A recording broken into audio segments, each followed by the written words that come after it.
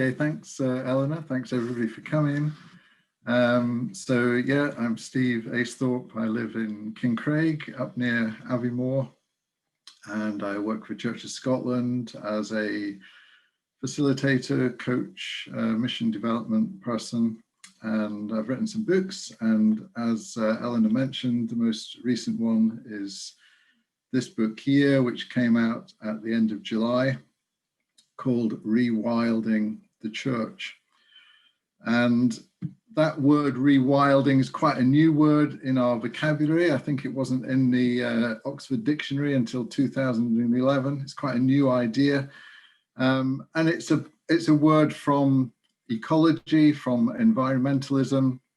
And at its heart is the idea that we should put nature in the driving seat, let nature do its thing, and see what emerges out of that. And what comes out of that will be authentic landscape, rather than what we've often done in the name of conservation, which is in many cases about preserving man-made landscapes or landscapes that have been shaped by human intervention. And so I see a strong parallel between that term in environmentalism and with the church, because when I look at the church, I see that it is often the case that the Christian way has been domesticated, if you like. And so my contention in this book is that it's time to rediscover the adventure of faith. And that just as in rewilding in the environment, we want to see what biologists call the biotic potential in nature to be released. So that kind of innate capacity for growth and regeneration to have its way.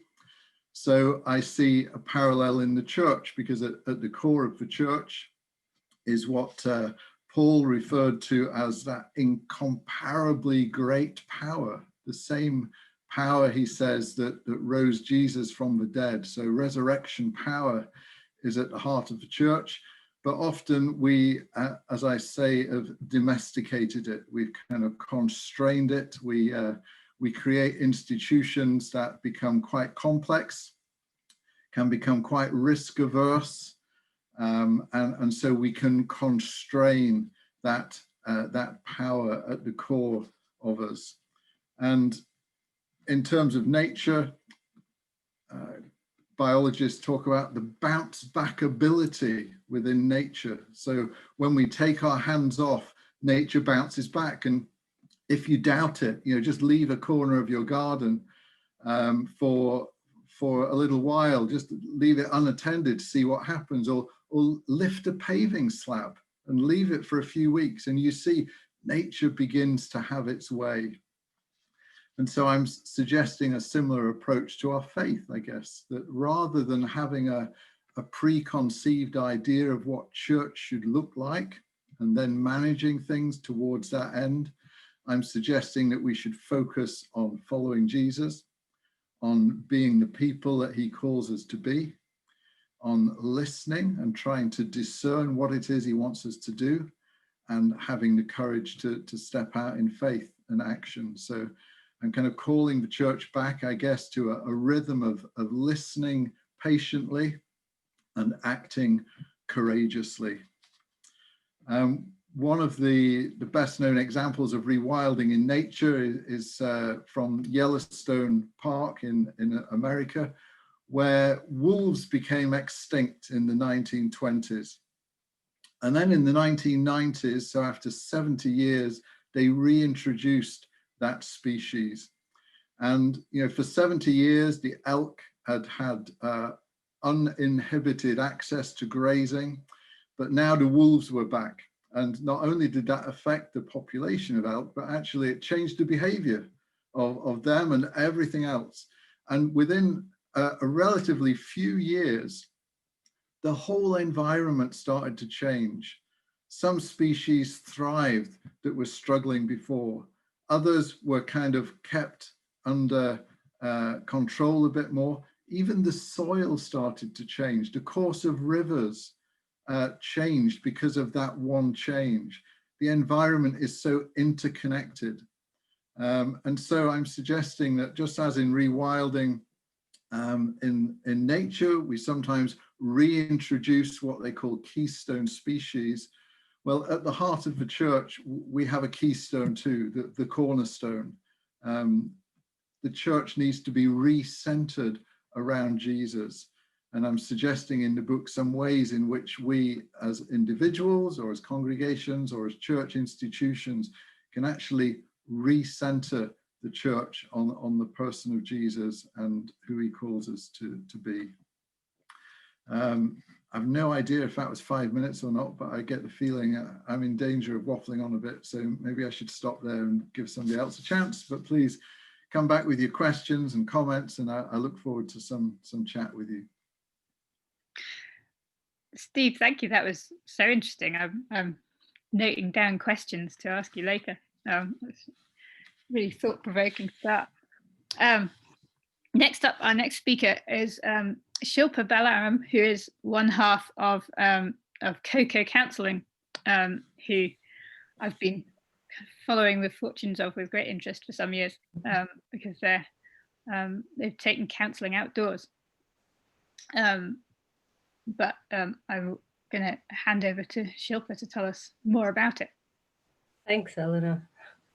Can you see me fine? Yeah. Yeah. Okay. I've got you on my screen. I'd rather look at you than me. So I'm going to put my video off. So just in terms of, as Eleanor said, there are two of us who started CoCo. There's Kate Fraser and I, who she unfortunately couldn't be here today. And we started CoCo as an affordable counselling service, just a one-to-one counselling service that was really about providing affordable counselling to anybody in Edinburgh and beyond now.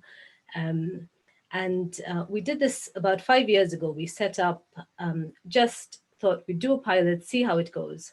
And within a month, we had a waiting list that, and continue to have that. One of the things that we felt really keen about when we set CoCo up was about it being affordable, but also being accessible to everyone. And there's something about, anyone who has experience of counselling or knows of someone who's gone for counselling, it can be quite an intense process. You're sitting in a room one-to-one with someone, there's 50 minutes to an hour with someone, and you're talking about very deep personal things. And we thought there were quite a lot of people who contacted us and said, is there, any way we could do this differently? Because it just feels too much. Could we have 10 minutes? Could we not? And it was something that both Kate and I had been thinking about and thought, one of the things that we both really connect to is being out in nature. Kate, I think from a very, very young age, been jumping into locks and doing everything possible. My journey, my connection with nature started a bit later, really, because I grew up in urban city in India, but there was always love of the hills, love of the mountains. So of course, when I came to Scotland, which is 20 years ago now, my first thing was to join a hill walking group and just go out into the hills, which was just the most therapeutic thing. So we did look at, how can we take therapy outdoors? And there are therapists who are working outdoors, not very many, but, it is something that's growing. So both of us did some further training in it and decided to see clients outdoors. There's something really quite, in some ways, really quite powerful about working outdoors with a client. In some ways, some clients say it's less personal because, there's you and the client and nature. Nature's also kind of co-therapist with you. But for me, I know personally, I actually find it more intimate in a way because you're walking with them side by side instead of face to face.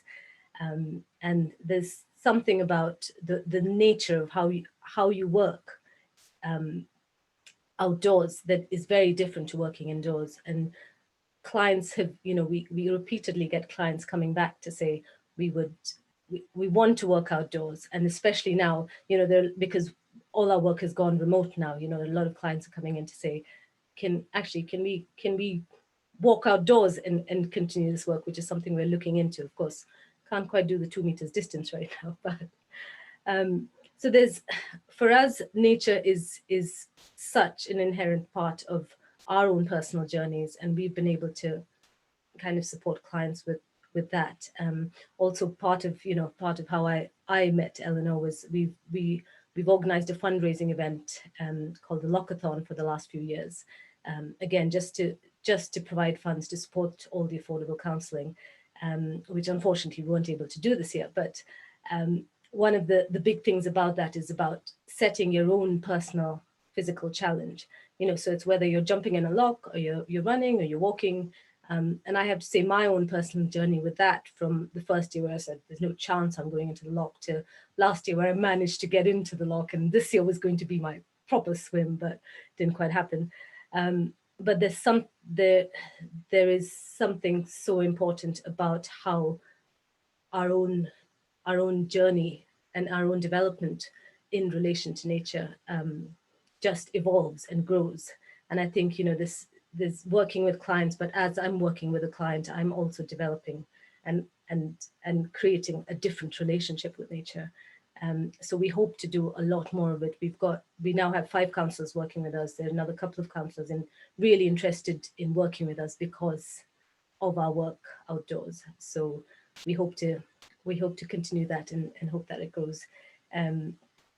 I think in terms of, I think I will stop now, but any questions at all in relation to whether working outdoors or counselling or, this, or just about developing your own relationship with nature, I'm open to any questions, anything I can help with. Thanks. Thank you. Yeah, I can testify that Shilpa really did jump into the loch last year, and I was there as well, and I was really disappointed to miss that this year, because that was definitely a highlight in my well-being calendar of the year. And our third speaker, I think these speakers were put in a completely random order, but it's as if I'd planned it. We've sort of started with the theory, and we're moving deeper and deeper into the natural world, into the practice. And our third speaker is Pete, who's just disappeared off my screen, but yeah, there he is, who I met a very long time ago doing conservation work, and then rediscovered more recently, where we were both doing conservation work in a wood together, and he started brewing up tea in the middle of the wood, which was a great treat. So he runs a forest school and bushcraft enterprise called Instinctively Wild. So I'm really pleased to hand over him to tell us a bit about that. And you're on mute.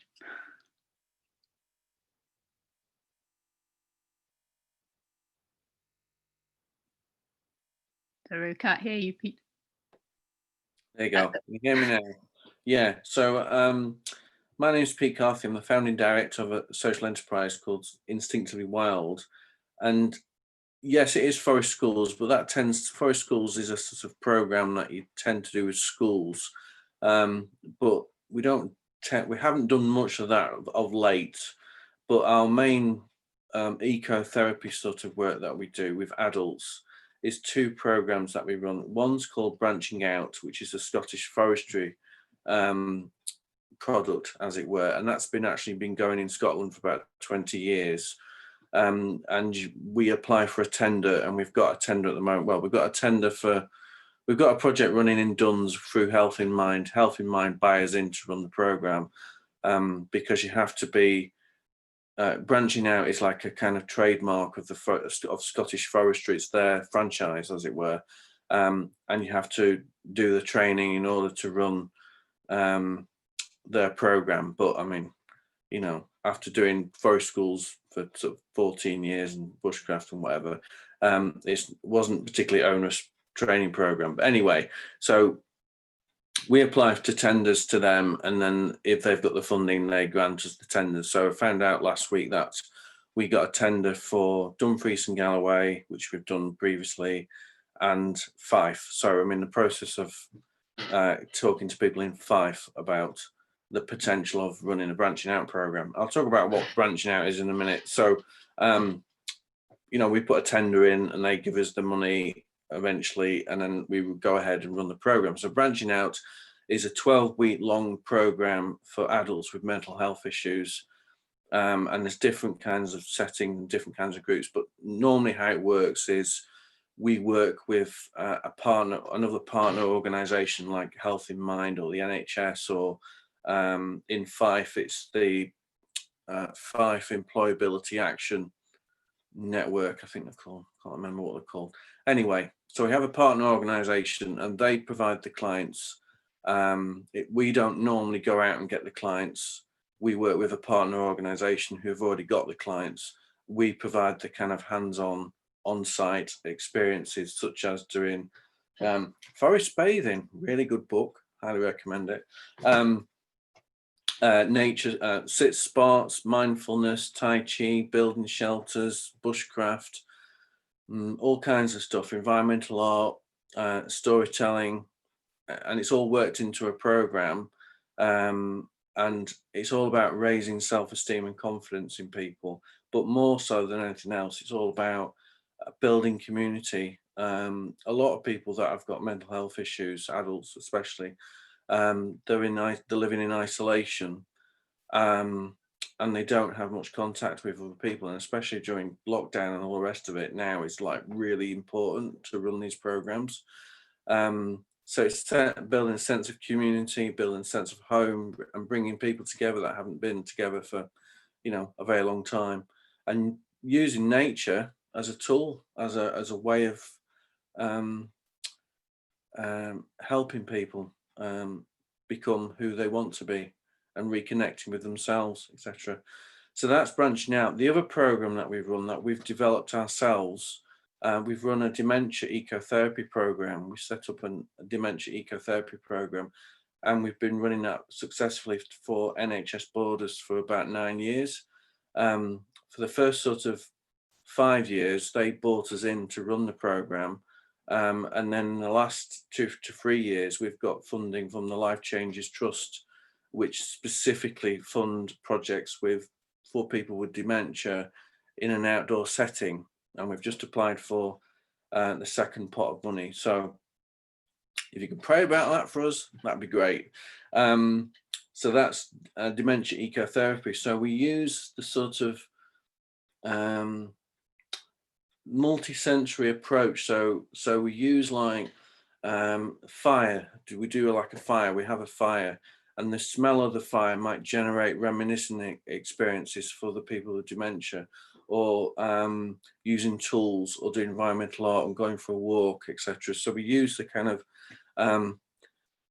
to use a kind of it's using sensory, here we go, a bit of jargon for you, the sensory modalities of nature to rekindle procedural memories. There you go. So if you when you get dementia, it's your declarative, no, hang on, there's two types of memory, the declarative memory and procedural memory, and depending on what type of a dementia you get, it can affect those memories. So we use nature as a tool for reminiscing experiences, and that really helps the clients.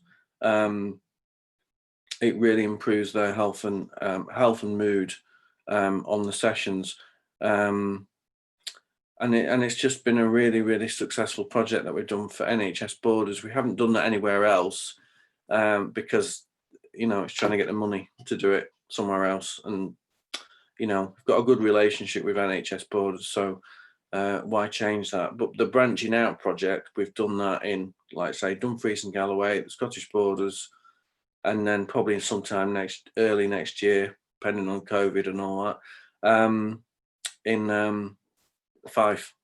So that's us, really, what we do. Thank you. That was just trying to sort my view out. That was really interesting. I'm collecting questions here. I'll just I'll say what we're going to do next.